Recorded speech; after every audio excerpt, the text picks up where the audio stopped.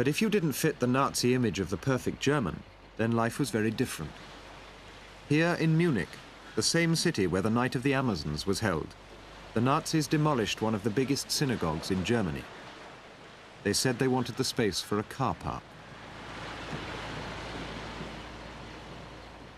The Jews were systematically excluded from German life. The 1935 Nuremberg laws outlawed marriage between Jews and other Germans and declared that Jews were not German citizens. Other discrimination followed.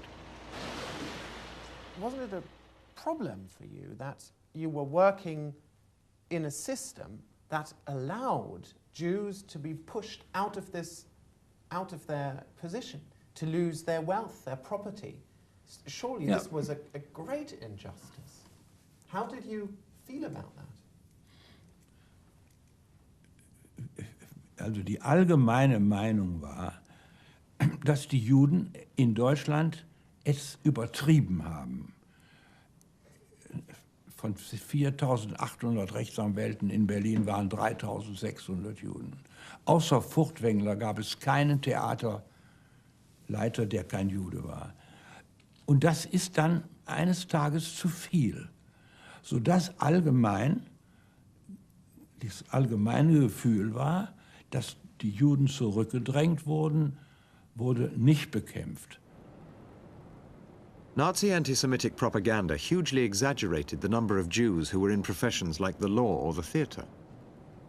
And the Nazis never gave the true reason why German Jews were concentrated in particular walks of life, that the Jews had been banned from other careers for hundreds of years. Thousands of Jews emigrated from Germany during the 1930s, realizing that there could never be a fair or safe place for them in German society for as long as the Nazis ruled. Those who remained always risked the attentions of the secret state police, the infamous Gestapo. And here in the town of Würzburg lies a clue to just how the Gestapo operated under the Nazis. Almost all Gestapo files were burnt by the Nazis as the Allies came into Germany, but in Würzburg, American soldiers prevented their destruction. Only recently have the files been studied, and a surprising picture emerges of how the Gestapo actually functioned. To start with, far from there being a Gestapo officer on every street corner, there were only 28 secret police officials for the entire Würzburg region of nearly 1 million people. I think the Gestapo could not have operated without the cooperation of the citizens of Germany. By that I mean it would really have been structurally impossible for them to do so.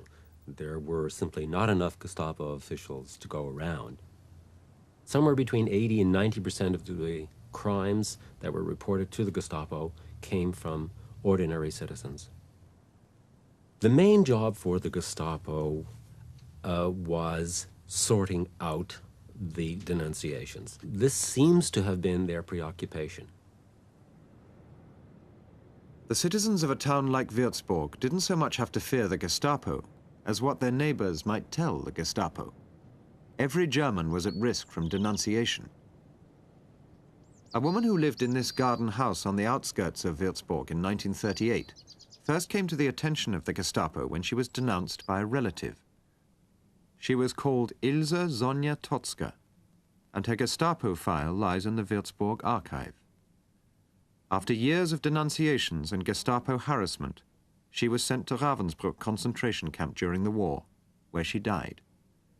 Her crime was simple. She didn't fit in. She avoided her neighbors and had Jewish friends. She is put under very general surveillance, not by the Gestapo, but by the Gestapo asking her neighbors to keep an eye on her. What happens is that one neighbor after another, for one reason or another, come forward with information, but all of it adds up to really one thing. She may be just too unconventional for her own good. And of course what this does is that small town mentality, people keep after her, they keep noticing her, and it's fueled again and again by yet another denunciation. The denunciations in her file contain mostly gossip about her, that she is acting suspiciously and has shady friends. But her file contains little that amounts to firm evidence against her. One denunciation hints that she may be a lesbian. It says, Miss Totska does not seem to have normal predispositions.